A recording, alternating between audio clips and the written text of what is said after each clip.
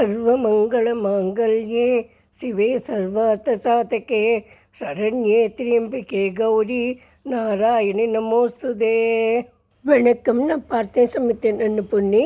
August 2ஆம் தேதி நம்ம ஆடிப்பெருக்கு பண்டிகை வந்தது. அதை எப்படி நான் செலிப்ரேட் பண்ணினேன் சிம்பிளாக தான் அப்படிங்கிறத காமிச்சிருக்கேன். ஆடிப்பெருக்குங்கிறது அந்த ஆற்று பக்கமாக போய் அந்த புது வெள்ளம் வரித்து அந்த தண்ணிக்கு நம்மளுக்கு தேங்க்ஸ் கிவிங் மாதிரி ஒரு நன்றி சொல்லிவிட்டு நம்மளுக்கு என்றைக்கும் தண்ணி வேண்டியதாக இருக்கு இல்லையா, அதுக்காக சுவாமிக்கு நம்ம நன்றி சொல்கிற மாதிரி ஒரு பண்டிகை. இப்போ ஆற்று பக்கம்லாம் போக முடிய மாட்டேங்கிறது. சில பேர் வாட்டர் டேங்க் வச்சுட்டு அது கிட்டக்க போய் பூஜை பண்ணுவேன். நான் என்ன பண்ணுவேன்னா ஆற்றுலேயே ஒரு பாத்திரத்தை கொஞ்சம் தண்ணி விட்டு அதில் விளக்கேற்றுவேன். விளக்கேற்றி பூ வச்சு சுவாமிக்கு நமஸ்காரம் பண்ணுவேன். ஏன்னாக்கா ஆற்றுல எல்லாம் என்னால் போக முடியல.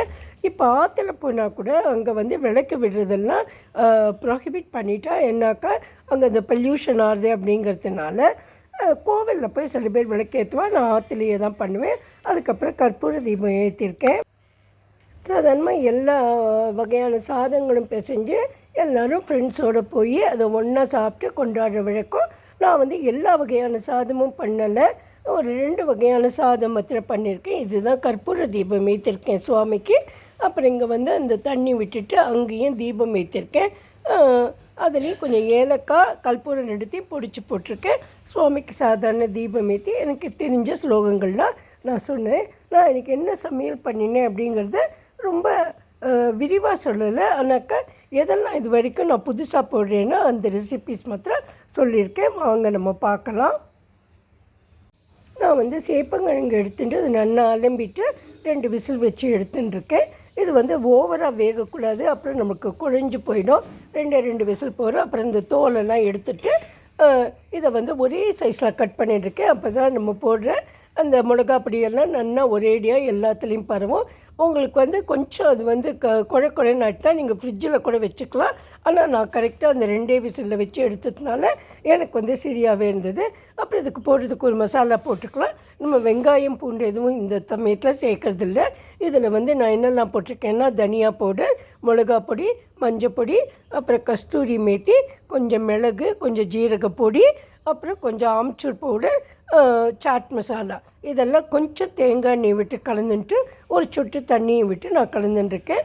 அப்புறம் வானிலையில் 2 ஸ்பூன் இந்த தேங்காய் எண்ணெய் விட்டுட்டு அதில் கடுகு, இந்த கஸ்தூரி மேத்தி, கொஞ்சம் பெருங்காயம் இதை போட்டுட்டு நம்ம கரைச்சி வச்சுருந்த மசாலாவையும் இதில் போட்டுட்டு கொஞ்சம் கேஸை சின்னதாக வச்சுக்கணும்.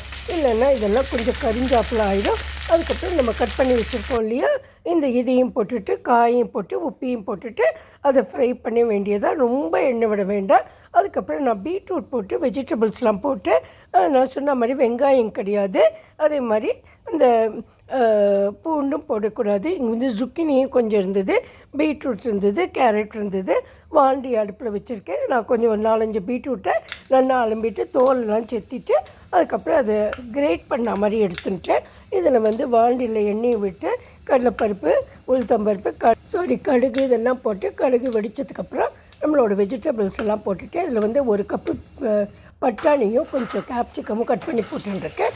அப்புறம் இதை எண்ணெயில் போட்டு கொஞ்சம் வதங்கினப்புறம் இதுக்கு எல்லா மசாலாவும் போட்டுடலாம். மஞ்சள் பொடி, மிளகா பொடி, தனியா பொடி, ஜீரகப்பொடி இதெல்லாம் போட்டுட்டு கொஞ்சம் நல்லா இலக்கி கொடுக்கலாம்.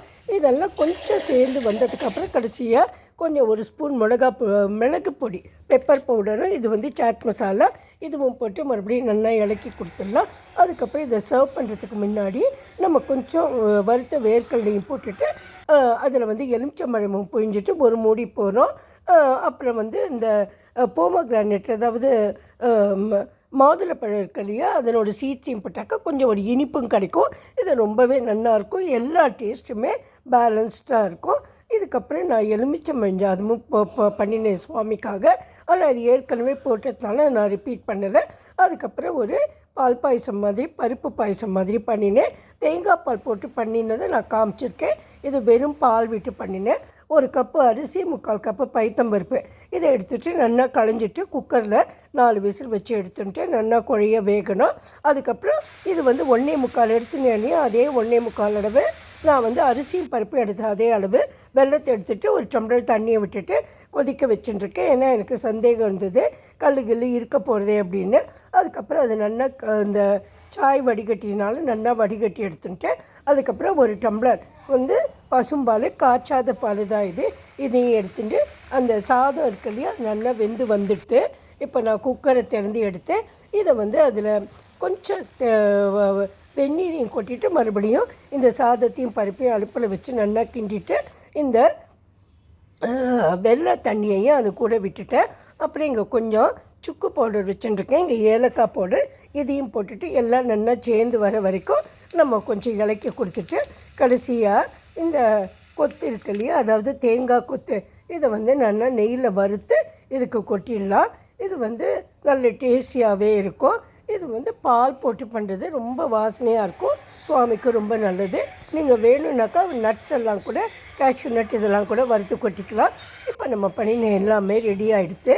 இங்கே பார்த்தீங்கன்னா இந்த சேம்போடு ஃப்ரை ரெடி ஆகிடுச்சு. இது வந்து மிளகூட்டல் பண்ணியிருக்கேன், இது ரெடி ஆகிடுச்சு. இது வந்து நம்ம பீட்ரூட் ரைஸு, இது வந்து எலுமிச்சம்பழஞ்சாதம், இது வந்து பருப்பு பாயசம், இதெல்லாம் தான் சுவாமிக்காக நான் பண்ணினேன்.